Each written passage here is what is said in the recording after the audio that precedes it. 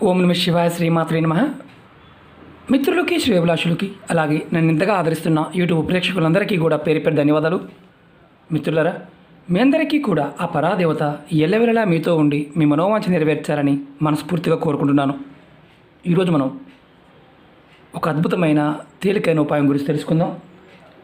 చాలామంది మిత్రులు డబ్బుకి విపరీతంగా ఇబ్బంది పడుతున్నాం గురువుగారు, డబ్బు లోటు లేకుండా సమయానికి ధనం చేతికి అందే విధంగా ఏదైనా తేలికైన పరిహారం చెప్పండి అని చాలామంది అడగడం జరిగింది.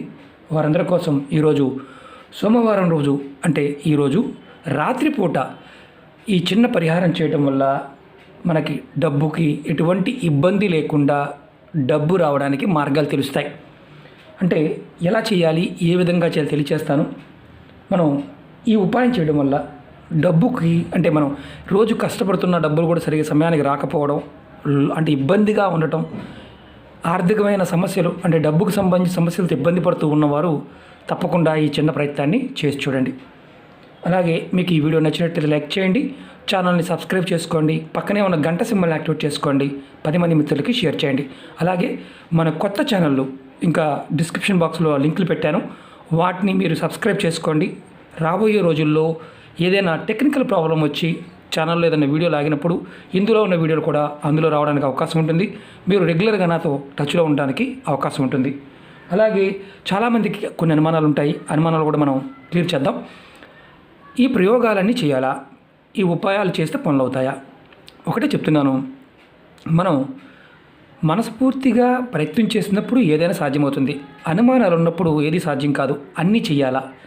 మీరు ఏది చేయగలిగితే అది మాత్రమే చేయండి. అలాగే నియమ నిబంధనల పాయింట్ ఆఫ్ వ్యూలో కూడా లేనిపోయిన అనుమానాలు చాలా ఉన్నాయి. నియమ నిబంధనలు ఏదైనా వీడియోలో చెప్తే మాత్రమే వాటిని చేయండి, లేదంటే ఎటువంటి నిబంధన లేదని అర్థం. అలాగే కొంతమంది మిత్రులు ఏంటంటే ఇవి పనిచేస్తాయా, అసలు ఇవి అన్నీ నిజమా అని అంటూ ఉంటారు. మనం నిజమైతే అన్నీ నిజమే. ప్రకృతిలో మనమే కాదు చాలా ఉన్నాయి. మన పెద్దలు ఎన్నో రకాల తంత్రాలు, ఎన్నో రకాల విధానాలుగా పరిశోధన చేసి మనకు చాలా గ్రంథాలు అందించారు. మీకు నేను చెప్పే ప్రతిదీ కూడా గ్రంథంలోనివే మాత్రమే. తంత్రము కావచ్చు, ఏంజల్ నెంబర్స్ కావచ్చు, అలాగే స్విచ్ వర్డ్స్ కావచ్చు, ఇవన్నీ కూడా బుక్స్లో ఉన్నవి మాత్రమే, కానీ సొంతగా ఏది చెప్పేది కాదు. ఇది గుర్తుంచుకోవాలి. రెండవది ఏంటంటే ఇవన్నీ మాకు కొంతమంది అంటున్నారు మాకు పని చేయడం లేదు గురువుగారు, ఎందువల్ల? మనం ఎప్పుడూ కూడా మనకి ఏదైనా సరే భావం అంటే మనలో ఈర్ష్య, అసూయ, ద్వేషం చేస్తుందా, మనం అవుతుందా అనే క్వశ్చన్ ఎప్పుడైతే మన మనసులోకి వస్తుందో అది మనకి ఫలితాన్ని ఇవ్వదు. కారణం ఏంటంటే ప్రతిదానికి మూలం మనమే. మన కర్మను మనం అనుభవించడానికి వచ్చాం. మన ఎన్నో జన్మల పుణ్యఫలం పుట్టుక అంటారు. అంటే మనం ఏదైనా సరే చేస్తున్నప్పుడు ప్రేమగా మనకి అవుతుందన్న భావంతో చేయాలి, అప్పుడు మాత్రమే ఫలితం వస్తుంది. చాలామంది అంటారు ఇవన్నీ ట్రాష్ అండి, పనులు కావండి, ఇవన్నీ బతకడం కోసం చెప్పుకునే వీడియోలు అండి. చాలామందికి తెలియదు ఏంటంటే ఎంతో బాగా చదువుకొని స్వామీజీలు, బాబాజీలు కాళ్ళు పట్టుకొని తిరిగే వాళ్ళు చాలామంది ఉంటారు, మారిన వాళ్ళు కూడా చాలామంది ఉంటారు. ఇక్కడ ఎందుకంటే మనకు తెలియని విషయాన్ని మనం తక్కువ చేసి చూడటమే అతిపెద్ద పొరపాటు. రెండోది మనకు తెలియలేదనుకోండి, ఇష్టం లేకపోతే దాన్ని వదిలేయాలి, లేదా దాని గురించి ఆలోచించకూడదు. అలాగే కొంతమంది మాకు పనులు కావడం అంటే మేము ఎంత చేసినా మాకు కావడం లేదు, ఎందుకంటే ఒకటే బాగా బలమైన గుర్తుంచుకోండి, పూర్వకర్మల్లో పితృశాపాలు ఉన్నప్పుడు, దోషాలు ఉన్నప్పుడు ఆ వస్తువు యొక్క అంటే మన పదార్థం యొక్క శక్తి మనకు తెలియదు. అది తెలుసుకుని చేసినప్పుడు ఫలితం రావడానికి అవకాశం ఉంటుంది. అలాగే దోషాలు ఉన్నప్పుడు ఏంటంటే 100% కష్టపడితే 20% మాత్రమే ఫలితం వస్తుంది. అది కూడా మనం గమనించాలి. అలా కాకుండా అసలు మనకి ఏమి చేయకుండా అవుతుంది. అది కూడా ఎలా అంటే నిత్యము మనం కులదైవానికి కానీ మన ఇష్టదైవానికి కానీ అనునిత్యము కూడా మనం చేస్తూ ఉంటే మనకి ఆశ అనేది పోతుంది. అంటే మనం ఏదో సంపాదించేయాలి, లేకపోతే ఇంకోటి చేసేయాలి, ఆస్తులు కావాలి, పాస్తులు కావాలి, ఇలాంటి లాలస్ అంటే ఏదైతే దాన్ని ఏమంటామంటే కోరికలన్నీ తగ్గుతాయి. అప్పుడు మనకి ఇవన్నీ కూడా డబ్బు, ఇవన్నీ కూడా ఆస్తులు, పాస్తులు చిన్నగా కనిపిస్తాయి. దానికి ఏమీ ఉపాయం చేయకుండా నిత్యము నామస్మరణలో, భగవత్ నామస్మరణలో ఉంటే అలా కూడా మన జన్మకు ఏం కావాలో అవి కూడా వస్తాయి. ఎందుకంటే ప్రతిదీ సాధ్యమే, కానీ కోరికలు ఉన్నప్పుడు ఆ కోరికలని మనం తీర్చుకోవడానికి, అలాగే సమస్య నుంచి బయటపడడానికి తేలికైన మార్గాలు మాత్రమే ఇవన్నీ. ఇవి విశ్వాసంతో చేసినప్పుడు ఈ పదార్థంలో ఉన్న శక్తి మనకి సహకరిస్తుంది. ప్రాకృతికమైన శక్తి ఏదైతే మనం అడ్డుకుంటుందో దాన్ని ఈ శక్తి అడ్డుకుంటుంది. అంతేగాని ఇది పర్టికులర్గా దీంతోనే ఇలా అవుతుందని కాదు. అంటే మన ప్రతి దానిలో కూడా శక్తి ఉంది అన్ని చేసినప్పుడు మాత్రమే అంతా ఈ విశ్వంలో ఉన్న ప్రతి దానిలో కూడా ఆ శక్తి దాగి ఉంది, మనలో ఏదైతే ఉందో అన్నిట్లో అదే ఉంది అనే భావంతో చేసినప్పుడు ఖచ్చితంగా ఫలితం వస్తుంది. ఎందుకు చెప్తున్నానంటే ఇది మీరు తెలుసుకోగలిగినప్పుడు మాత్రమే మీకు సమాధానం దొరుకుతుంది. అలా లేనప్పుడు మనం కొంతమంది అంటుంటారు, గురుగారు మేము ఎన్నో చేస్తున్నాం కానీ రావడం లేదు. నేను ఎన్నో చదువుతూ ఉంటాను, ఎన్నో లక్షల ఉపాయాలు ఉన్నాయి, అందరూ అన్నీ చేయలేరు. కొంతమంది మంత్రం చేయలేరు. అసలు మంత్రం కొంతమంది అడుగుతూ ఉంటారు, మంత్రంతో అయిపోతుంది కదా అని. గురూపదేశంతో ఉండే మంత్రాలు ఉంటాయి, మామూలుగా చేసుకునే అష్టోత్తరాలు, శతనామాలు, ఇలా నామాలు, దైవనామాలు ఇవన్నీ ఎవరైనా చేసుకోవచ్చు, ఇబ్బంది లేదు. మానసికంగా ఎప్పుడు మానసిక జపం చేసేవారికి ఎటువంటి సమస్య వచ్చినా వాడి కర్మానుచిత్త ప్రకారం తొలగిపోతుంది, అన్నీ సహకరిస్తాయి. అది కూడా గుర్తుంచుకోవాలి. ఇవి ఏంటంటే చేసేదానిని దాని మీద మనకు ఫలితం రావడానికి ఒక మార్గాన్ని సూచిస్తాయి. మార్గనిర్దేశం చేసినప్పుడు అది మన మనసు దాని మీద నిలబడుతుంది. ఖచ్చితంగా ఆ పని పూర్తవడానికి, త్వరగా పూర్తవడానికి ఇవి సహకరిస్తాయి. ఉపాయాలన్నీ అంతే. సిద్ధి ఉపాయాలు, తాంత్రిక ఉపాయాలు, జ్యోతిష్య ఉపాయాలు, అలాగే న్యూమరాలజీలోను, అలాగే మనం ఇప్పుడు వాట్స్ చెప్పుకుంటున్న స్విచ్ వార్డ్స్ కానీ, ఏంజిల్ నెంబర్స్ కానీ ఇవన్నీ కూడా అంతే. ఇవన్నీ కూడా మీకు చాలామంది అడుగుతూ ఉంటారు ఎక్కడి నుంచి చెప్తున్నారని. చాలా పుస్తకాలు ఉన్నాయి వాటి మీద. మనం ఎతకాలే కానీ దొరకందంటూ ఏదీ లేదు. కానీ మన కర్మ కొద్ది ఏంటంటే మనం పట్టుకోలేకపోవడం, ఎదుటివాడి మీద ఆడటం మాత్రమే చేస్తూ ఉంటాం. మనకున్న సమస్య అది. ఇప్పుడు మనం ఈ ఉపాయాన్ని ఎలా చేయాలో తెలుసుకుందాం. ఎందుకంటే ఏదైనా పూర్తిగా తెలుసుకొని చేసినప్పుడు మాత్రమే ఫలితం ఉంటుంది. కొంతమందికి ఇబ్బందికరంగాను, బోరుగాను, లేకపోతే సోదిగా అనిపించిన వారు పొరపాటును ఫాలో అవ్వకండి. అలాగే మీరు కామెంట్ చేసుకునే ఉపయోగం ఉండదు. ఎందుకంటే ప్రతిదాన్ని కూడా మనం పరిశోధించి అలాగే తర్కంగా ఆలోచించి ప్రయత్నం చేయాలి తప్ప, విశ్వాసంతో చేయాలి తప్ప ఏదో సరదాగా మాత్రం ప్రయత్నం చేయవద్దు. ఈ ఉపాయానికి మనం ఎందుకు చేయాలో చెప్తాను. ఎవరికైతే జాతకంలో గురువు బలహీనంగా ఉన్న, కుజుడు బలహీనంగా ఉన్న, అంటే ధనానికి సంబంధించి, ఉద్యోగానికి సంబంధించి ఆటంకాలు వస్తాయి, ఆరోగ్యానికి సంబంధించిన ఆటంకాలు వస్తాయి. అంటే ఉద్యోగంలో స్థిరత్వం ఉండదు, యాక్సిడెంట్లు అవ్వటం, కాళ్ళు చేతులు విరగటం, అలాగే కుటుంబ సభ్యులతో ఇబ్బందులు రావటం, అలాగే మీ జీవితంలో అంటే మీరు ఏదైతే చెయ్యాలనుకుంటారో ఆ పని ప్రతిదీ కూడా పోస్ట్పోన్ అవ్వడం, ఇలా జరుగుతూ ఉంటాయి. అది గురువు బలహీనంగా ఉన్నప్పుడు ఈ ఉపాయం చేయడం వల్ల గురువు బలపడతాడు. అలాగే ఏదైనా జాతకంలో కుజదోషం వల్ల ఇబ్బందులు ఉన్నా అవి తగ్గుతాయి. అలాగే ఈ ఉపాయం చేయడం వల్ల ఈ గ్రహాల వల్ల కలిగే నష్టాన్ని అమ్మవారు, అంటే లక్ష్మి, మనం ధనానికి ప్రతిరూపంగా చూస్తూ ఉంటాం. అమ్మవారి యొక్క అనుగ్రహం కలుగుతుంది. ఇందులో చిన్న మంత్రం ఉంటుంది, అలాగే పదార్థం ఉంటుంది.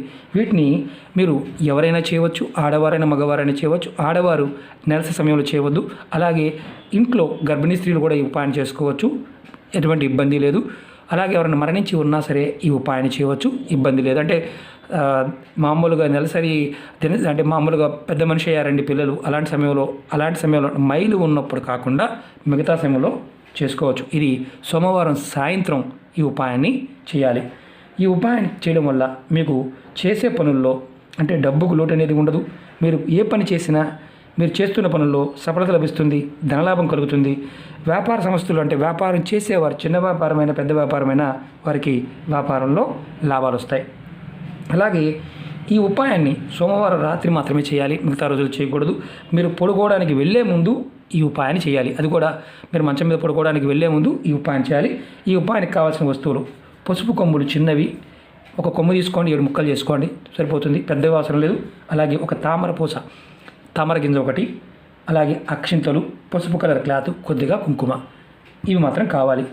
మీరు రాత్రి పడుకునే ముందు కాళ్ళు చేతులు స్నానం చేయవాలి. అంటే మీరు స్నానం చేసుకోవడం వల్ల నష్టం లేదు, కానీ కాళ్ళు చేతులు కడుక్కొని తర్వాత ఇలా ఒక ఎల్లో కలర్ క్లాత్ తీసుకోండి. కొత్త క్లాత్ తీసుకోండి, పాతది కాదు, కొత్తది తీసుకోండి. నేను చూపిస్తాను ఎలా చేయాలో. ఇలా తీసుకోండి. ఇలా చిన్న ముక్క అయినా పర్వాలేదు, వాడనేది మాత్రం ఉండాలి. వాడిందంటే మీరు వేరే పనికి వాడేసిన దాన్ని తీసి వాడకూడదు, వాడని దాన్ని వాడుకోండి. చిన్న ముక్క తీసుకోండి. తీసుకున్న తర్వాత ముందు దీనిలో మీరు ఈ పసుపు కొమ్ములు, 7 పసుపు కొమ్ముల్ని చిన్నవి పెట్టండి. నేను చూపించడానికి మాత్రమే ఇలా 7 కొమ్ములు పెట్టండి. ఒక కొమ్ముని తీసుకొని 7 ముక్కలు చేసి కూడా పెట్టుకోవచ్చు.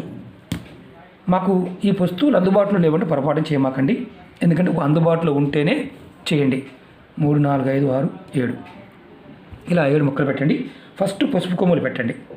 తర్వాత మీరు దీనిలో కొమ్ములు పెట్టిన తర్వాత ముందు కొంచెం అక్షింతలు, అలాగే తర్వాత వీటి మీద కుంకుమ వేయండి. కొమ్ముల మీద కుంకుమ వేయండి. తర్వాత కొంచెం అక్షింతల్ని వీటి మీద వేయండి.